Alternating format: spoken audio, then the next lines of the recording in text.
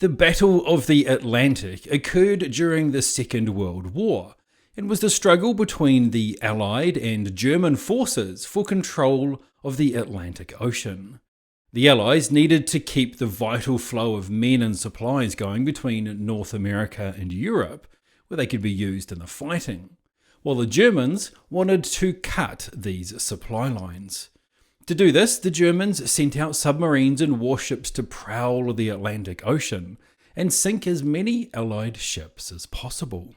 On the Allied side, 36,200 sailors and 36,000 merchant seamen were killed.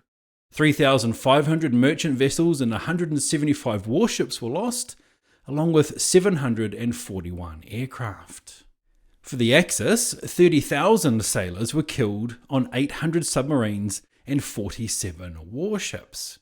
Now, while that is a macro view of the conflict, the 2020 film Greyhound takes a micro view by focusing on one trip on one ship led by one man. As the description says, several months after the US entry into World War II, an inexperienced US Navy commander must lead an Allied convoy being stalked by a German submarine wolf pack.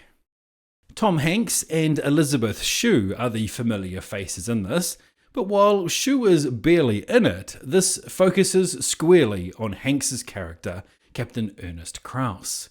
Pretty much from the get-go, this movie is unrelenting, and they do a great job of cranking up the tension and holding it there just long enough to make you uncomfortable and think, how the hell did these guys do this day in and day out for the length of the war?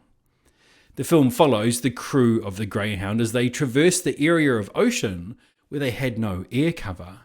At almost every step they're stalked and faced with tough decisions, and I thought the film did a very good job of showing this.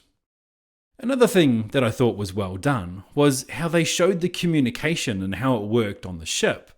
There's this rapid fire stating and repeating of commands that I found really fascinating to listen to, and overall it even added to the tension of the film. In fact, in one part they even show how something as simple as a sneeze can put lives in danger. I've heard some people call it Saving Private Ryan but on a boat, and while it was a very good film that glued us to it, I'm not sure I would quite put it up there with Saving Private Ryan. Necessarily, there's a lot of CGI boats and subs and aeroplanes, which leaves a lot to be desired, but the action was intense enough that it wasn't too much of a big deal in the end. This is a really good movie, and at just over 90 minutes, it doesn't drag things out. It sets itself up, it dives right in, and then all you have to do is hold on for the ride.